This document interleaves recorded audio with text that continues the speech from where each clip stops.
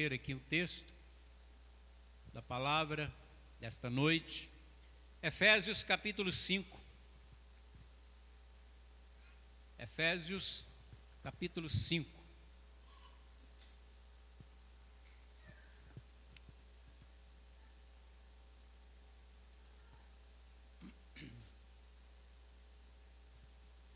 Versículo 18.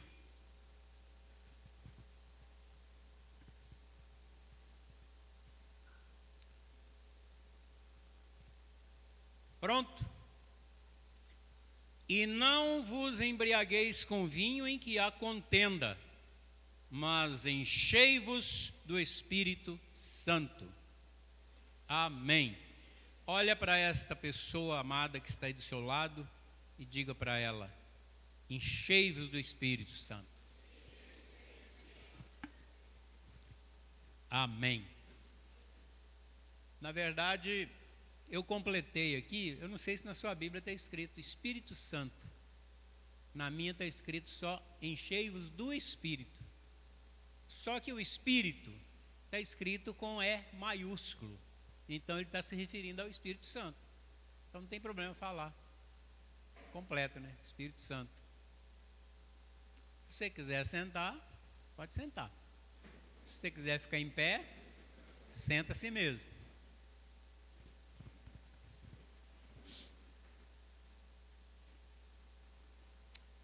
Durante o louvor, eu estava lembrando de mais ou menos 45 anos atrás, ou há 45 anos, eu abri a minha primeira igreja, depois que eu deixei minha função de auxiliar do pastor Antônio Genaro, que é o presidente do estado. Eu abri a primeira igreja com a autorização dele, e isso foi 1978, se não me engano, 79. Aí eu comecei a perceber que a gente começava o culto, tinha uns gatinhos pingados, quer dizer, tinha pouca gente. Aí quando estava terminando o louvor, começava a chegar o pessoal.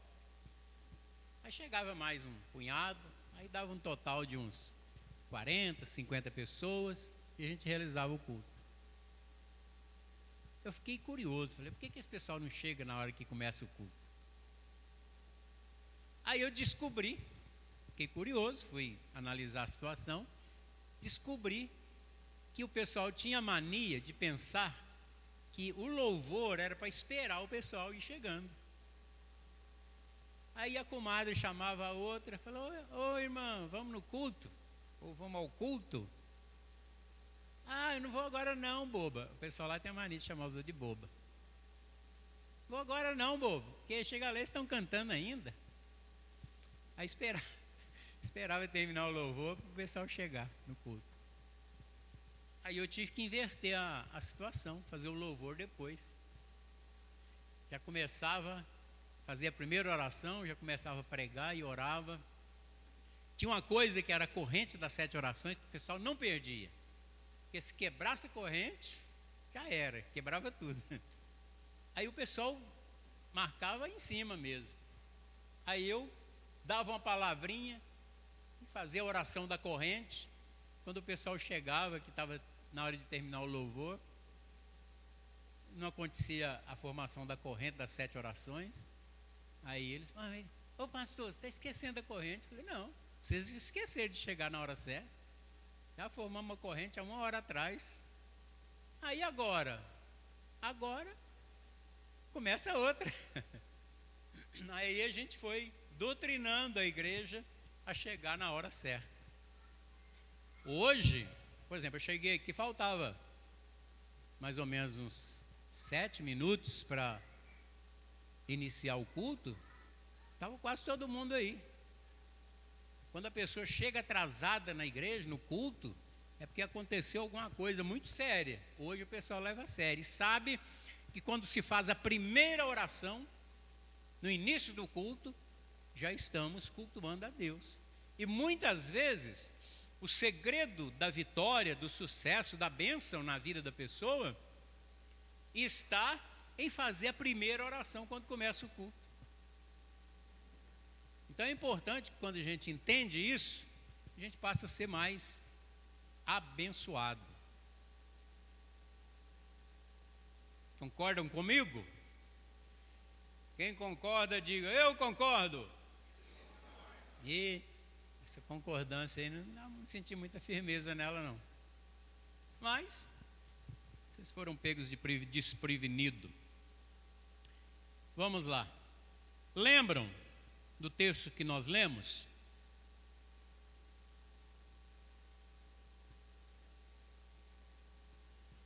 Quando eu começo a pregar, eu fico assim um pouco tenso, preocupado, porque a expectativa da gente é que a palavra de Deus possa encontrar espaço em cada coração e ser como uma semente para edificar aquela vida. Todo pregador prega com esse propósito. Mas hoje de manhã eu fiz até uma pergunta aqui, se a igreja conhece aquela expressão assim, chover no molhado. Vocês conhecem essa expressão? Lá em Minas é comum, chover no molhado. Por que eu estou lembrando dessa expressão? Porque às vezes a gente pensa que a gente está pregando como se estivesse chovendo no molhado. A pessoa já ouviu tanto aquilo, que ela nem liga mais, não considera mais, ela nem sente que é Deus que está falando para ela. Então é chover no molhado, não faz efeito. Mas a minha esperança, a minha fé, é que pelo menos uma boa parte da igreja hoje ouça essa palavra, considere essa palavra, leva a sério com o propósito de ser abençoado. Porque toda mensagem é uma porta que se abre para a pessoa ser abençoada. Mas às vezes Deus pode falar com todo mundo, mas às vezes Ele fala apenas com uma ou duas pessoas. Porque depende do propósito de Deus e depende também da atenção de quem está ouvindo, da boa vontade em receber aquele alimento. Então eu queria que você pensasse nisso, meditasse nisso. O texto que nós lemos fala sobre o encher. Encher de quê? Está no imperativo, seja cheio. Então não tem como se justificar. Se você quiser, se você puder, se você tiver um tempinho, se você tiver um certo interesse, seja cheio. Não, está no imperativo. Ou seja, ou não seja. Depende de mim, depende de você. Existem vários tópicos sobre o tema, mas eu vou falar sobre um deles. Vou falar sobre o princípio de ocupar espaço. Para ser cheio, tem que ter espaço. Esse princípio não é aquele princípio de início, mas é o princípio de motivação, é o princípio de razão de ocupar espaço. Vamos ver aqui alguns exemplos. Primeiro, uma área desocupada, uma área vazia, ela pode ser invadida, pode ser ocupada, pode ter outro dono. Aqui em Araucária acontece menos, mas lá na minha terra, a pessoa vê um terreno baldio, terreno desocupado, vazio há muito tempo, vai lá, planta lá uma casinha, lá a gente chama de barracão. Depois que eu descobri que barracão aqui é galpão de construção, né? Lá barracão é uma casinha pequenininha, 2 cômodos, 3 cômodos. Minha filha chegou aqui, mudou para cá, saiu procurando barracão para alugar, achou um monte de galpão. Ela falou, não, mas não é isso que eu quero não. que era um barracão. Falei, então, aí está o barracão. Fazer o quê, né? Mas, então, irmãos, o terreno vazio, um lote vago, pode ser ocupado facilmente. Se o dono não usa, aí vem a turma do MST e usa, né? Você sabe que no inferno também tem um MST, né? Os invasores. E ele fica à procura de espaço para ocupar. Lembra daquela história que Jesus fala lá em Lucas, no capítulo 11, que quando o diabo sai do corpo, o Satanás, o capeta sai do corpo humano, ele vai procurar descanso. Engraçado que ele cansa de ficar nas pessoas, né? Ele sai e vai procurar um lugar para descansar. Vai para o deserto. Só que ele não tem descanso. Aí ele não encontra descanso, ele fala assim, quer saber, eu vou voltar lá para a casa que eu estava. E ele volta. E a Bíblia diz que ele volta e traz mais 7 colegas que estavam lá também querendo descansar. Vamos lá comigo para animar a festa. Aí quando ele chega e acha a casa vazia e adornada, ele entra com os 7. E a situação daquela pessoa fica 8 vezes pior. Quem entra 8 de uma vez. Por quê? Quando o texto diz que a casa estava vazia e adornada, vazia sem o Espírito Santo, sem a presença de Deus. E adornada, enfeitada, é com as coisas do mundo, com as paixões da carne, com o pecado, com as fraquezas dessa vida. É por isso que tem muita gente que não consegue vencer, não consegue objetivo. Ora, até desanima, não adianta orar, mas por quê? Ela não toma posição. Ela não entende que o texto está dizendo aqui, seja cheio do Espírito Santo. Enchei-vos. Não vos embriagueis com vinho que há contenda. Bebida só traz confusão, contenda, briga, desavença. Uma certa vez eu ouvi um pregador falar, não embriagueis com vinho, mas embriague do Espírito Santo. Não está escrito isso na Bíblia. O Espírito Santo não embriaga ninguém. O vinho sim. A pessoa embriagada, ela perde a consciência, fica fora de si, fica sem razão. O Espírito Santo não tira a razão de ninguém. Não tira a consciência de ninguém. 2, uma área vazia pode virar depósito de lixo. O lixo aqui é o quê? Pecado. Você sabe que todos os lixões que existem aí nas periferias foram instalados em áreas improdutivas. Uma área que não produz, eles não vão fazer monturo de lixo. Então, se a área da sua vida não está produzindo nada, vai virar depósito de lixo.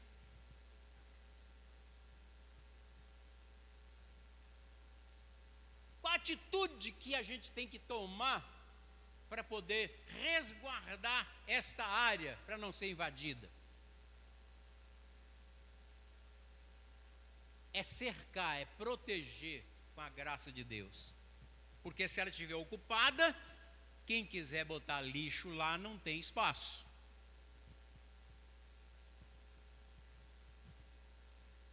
Número 3, área vazia, lote vago, cresce coisas inúteis. Pode olhar, todo lote vago, todo terreno baldio, está lá cheio de mato, cheio de lixo, cheio de praga, de espinho, de erva daninha, de rato, de barata, de escorpião até. Por quê? Ninguém cuida. Então cuide do seu coração, para que ele não seja invadido com coisas inúteis, como mato, erva, praga, inseto, símbolos do pecado. Número 4, toda cidade tem um plano diretor. Esse plano diretor tem o propósito de fazer com que cada espaço cumpra o seu propósito. Tem a área residencial, a área industrial, tem a área comercial e etc. A nossa vida funciona da mesma maneira. Se você está cheio do Espírito Santo, Deus tem um plano diretor para a sua vida. Por que muita gente vive aí, Deus dará? Tanto faz chover para baixo como chover para cima, ela não está nem aí. Tanto faz. Vai do jeito que Deus quer, mas não é bem assim. Deus quer de um jeito, mas você está querendo de outro. Então a nossa vontade tem que estar sincronizada com a vontade de Deus. Quando isso acontece, aí a bênção acontece também. Só Ele, só o Espírito Santo, tem o poder de executar esse plano na sua vida. Favela, aglomerado, não tem plano diretor. Vai amontoando as casinhas, tem rua que não tem saída. É complicado. Então descomplica a sua vida. Tira as coisas supérfluas. A gente preocupa com tantas coisinhas urgentes, as minuciosidades da vida, que não sobra tempo, espaço para a graça de Deus operar. Número 5, só uma pessoa cheia do Espírito Santo tem o poder de interferir nas circunstâncias da vida. Vou repetir.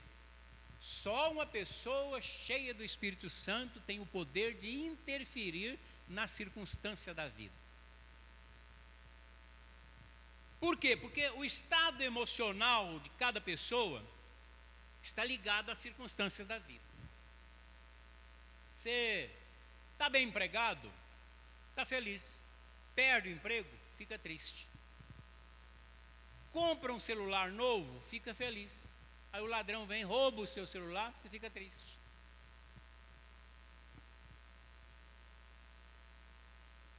Está namorando? Arrumou um namorado, uma namorada? Você sabia que tem gente que vem na igreja só para isso? Fica de olho. Olhando, procurando. Alguém aqui encontrou o cônjuge na igreja? Quem? Quem casou na igreja? Casou não, né? Casar é na igreja. Estão vendo? Encontra na igreja. Só que isso não é a prioridade, né? É coincidência. A prioridade é cultuar a Deus. Quando a pessoa vem para cultuar a Deus, as bênçãos vão acontecendo.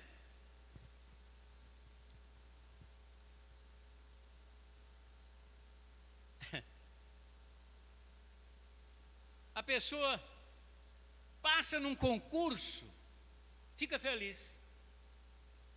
Levou pau, perdeu no teste, na prova, fica triste.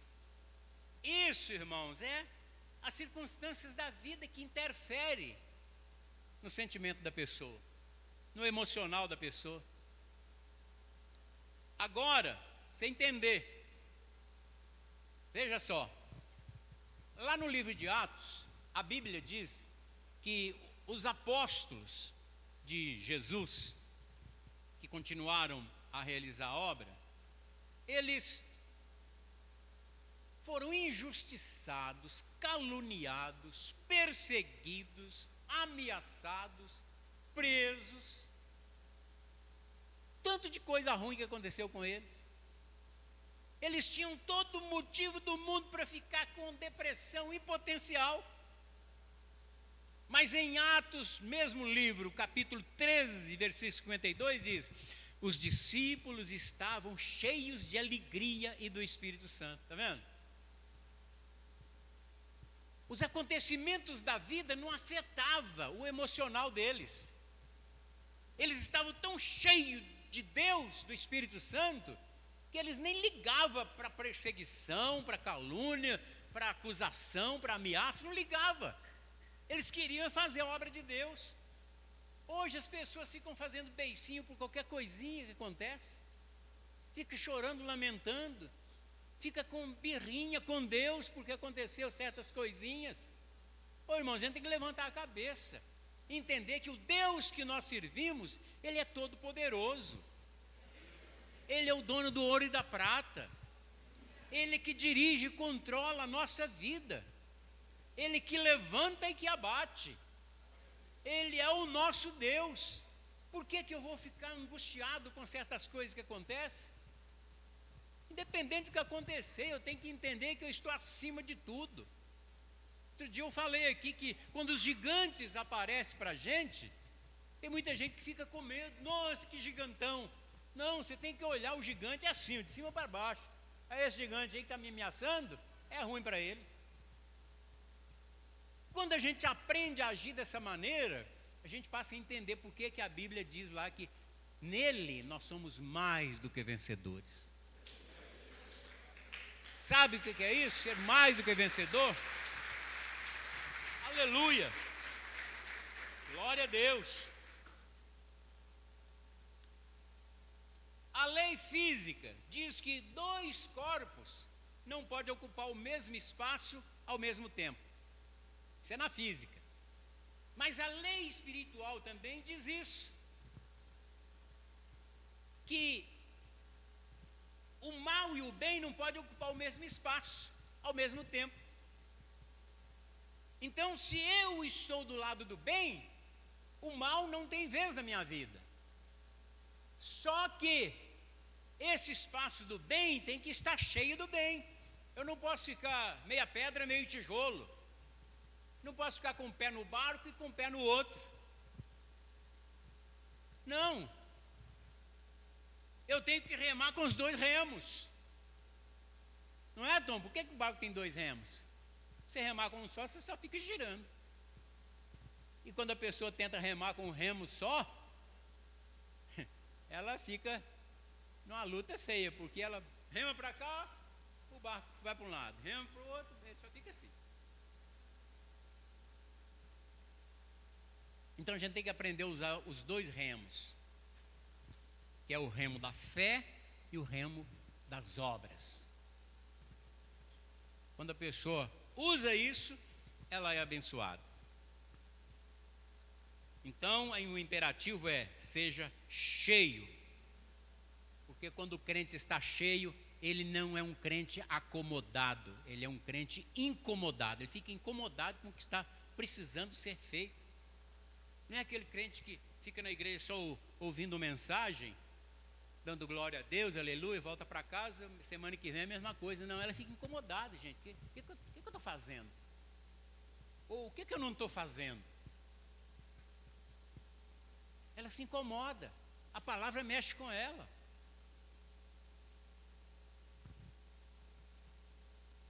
Olha, você pode ser e ter tudo, mas se você não tiver o Espírito Santo, você não tem nada, você não está com nada, porque não está completo, porque é o Espírito de Deus que te impulsiona a agir, a fazer alguma coisa.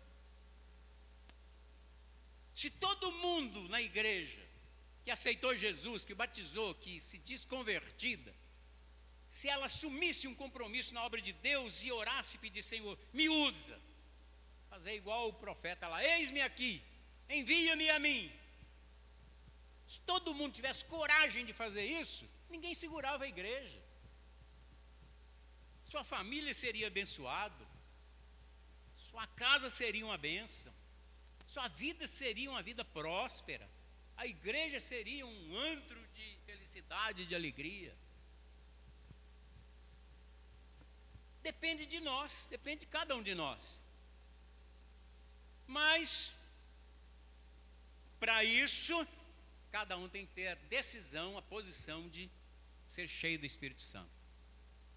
Não adianta fazer uma oraçãozinha aqui de 2 minutos para você ser cheio do Espírito Santo. Não, é a sua atitude, é a sua vida, é o seu caráter, é o seu dia a dia. As suas atitudes é que atraem esta unção espiritual para a sua vida. É a força motriz que opera em você. Um irmão da igreja, empresário, resolveu comprar um carro. O sonho dele era comprar um Mitsubishi. Aí ele encontrou lá um Outlander automático, esporte, motor Mivec Duo VVT-03, nem sei o que é isso.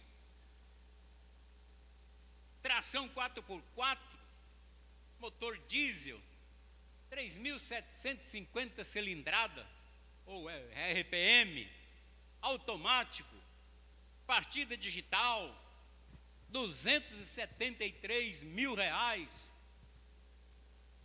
Como ele queria, era o sonho dele. O vendedor fecha negócio, assina o documento nessas, como é que chama a loja que vende carro? Concessionária. Faz o documento na hora, já tem lá o cartório. É uma maravilha. Pagou, está na mão. Saiu com o documento, entrou no carro para vir embora para casa. Aí bateu na chave. Na verdade nem chave tem, porque é digital. Bota o dedo lá e o carro pega, lê a sua digital. Aí ele entrou, sentou, para meter o dedo lá e o carro ele estranhou. O carro de 273 mil ficar com tererel. Aí ele tentou de novo.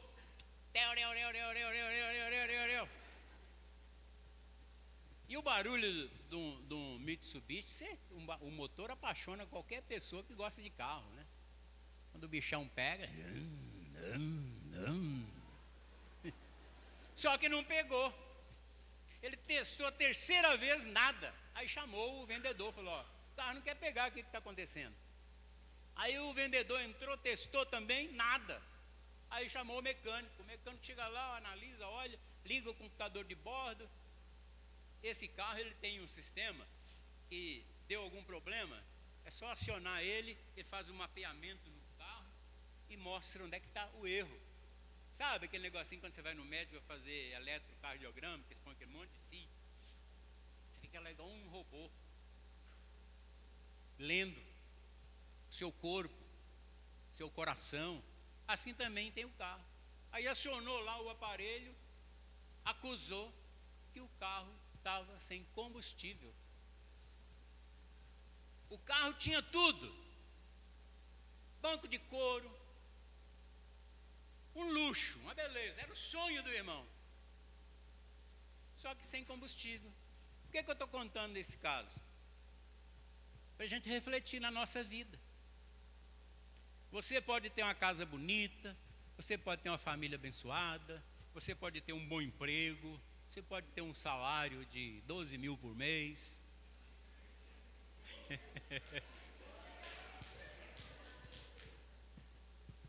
Primeiro você tem que arrumar um emprego decente, né?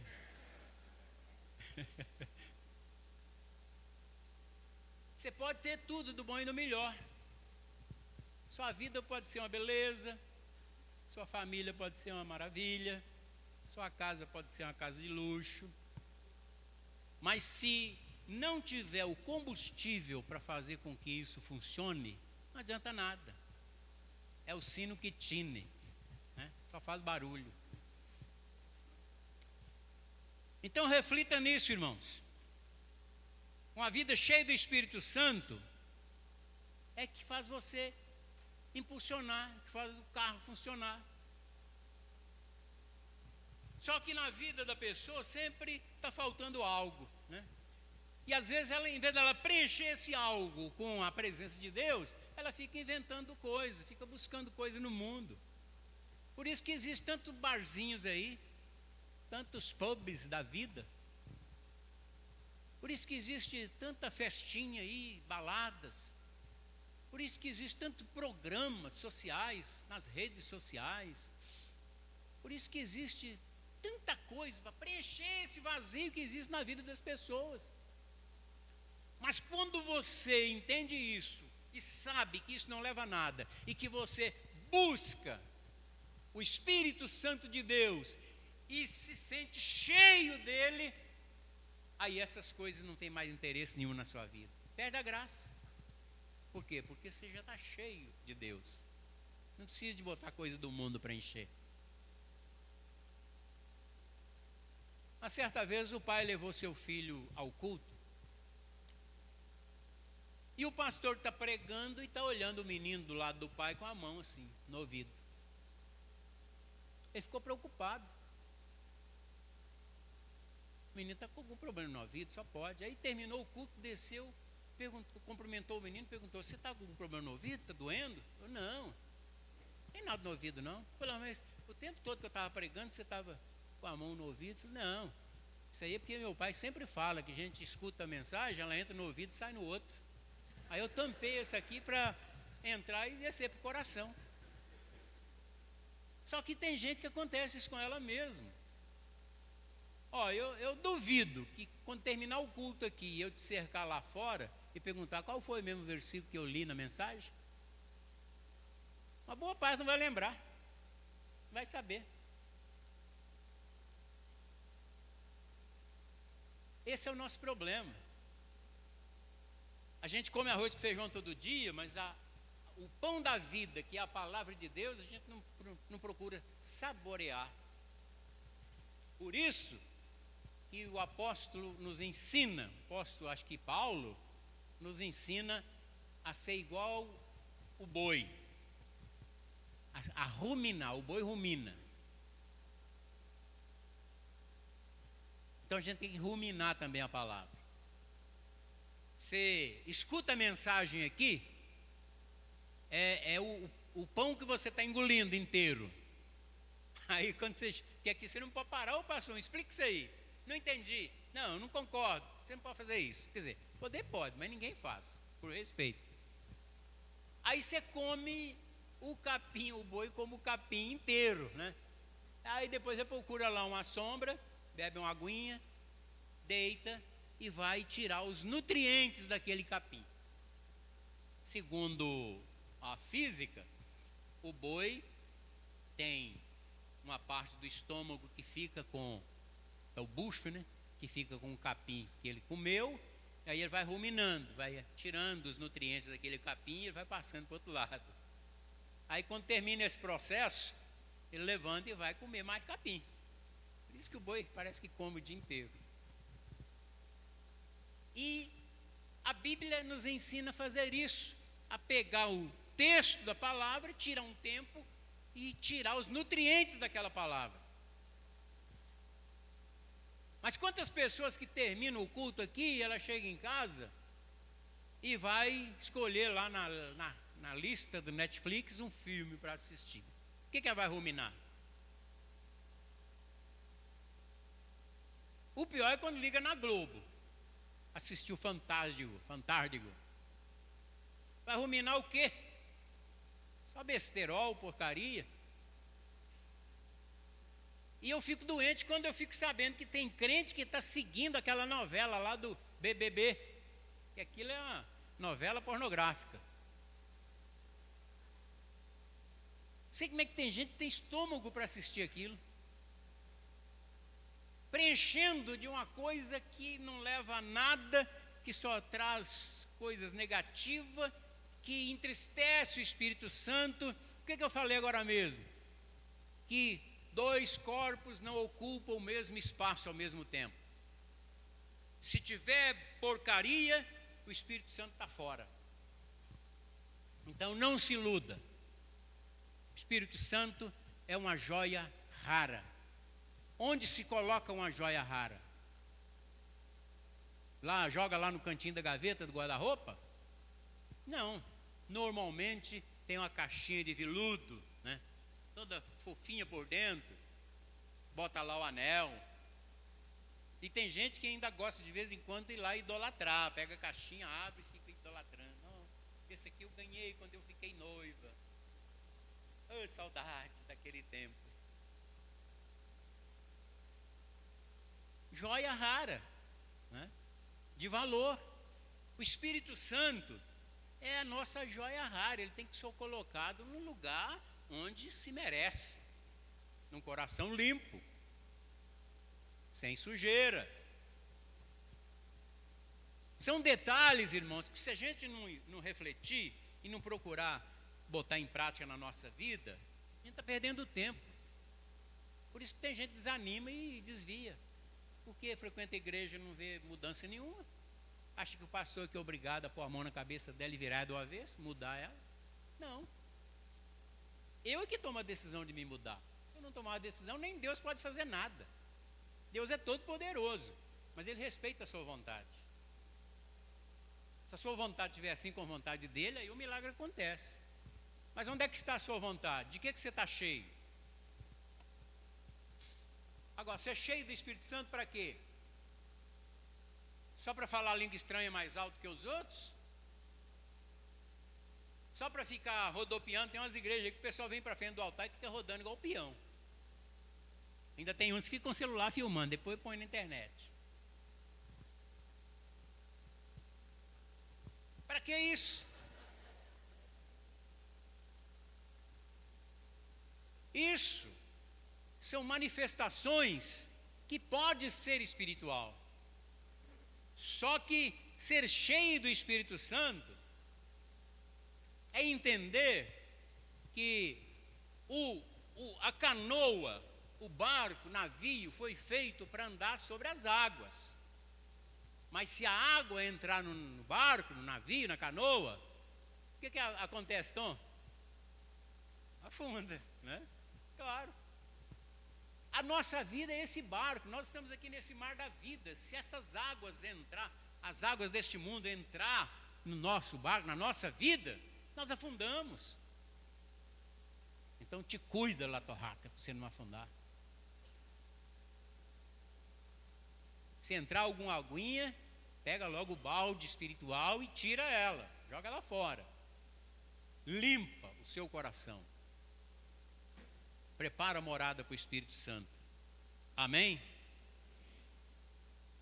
Nós lemos Efésios 5:18. Agora, para concluir, deixa eu dar a deixa aqui para a turma do louvor, né?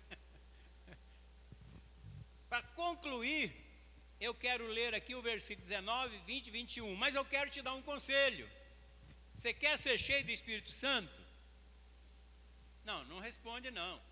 Isso aí é uma coisa que você vai responder para Deus. Se você quiser ser o caminho ou um dos caminhos, chega lá na sua casa, esquece da televisão, pega a Bíblia e vai ruminar aí Efésios capítulo 5. Lê pelo menos o capítulo todo. Mas leia ruminando, aproveitando o nutriente daquele pão, para que você possa entender como ser cheio do Espírito Santo. Aqui, vamos concluir lendo 19, 20 e 21. Falando entre vós em salmos, hinos e cânticos espirituais, cantando e salmodiando ao Senhor no vosso coração, dando sempre graças por tudo ao nosso Deus e Pai, em nome de nosso Senhor Jesus Cristo, sujeitando-vos uns aos outros no temor de Deus. Marca aí, dobra a página da Bíblia, ou põe alguma coisa para marcar. Chega em casa, leia, ore antes para que o Espírito Santo possa fazer você entender. Amém?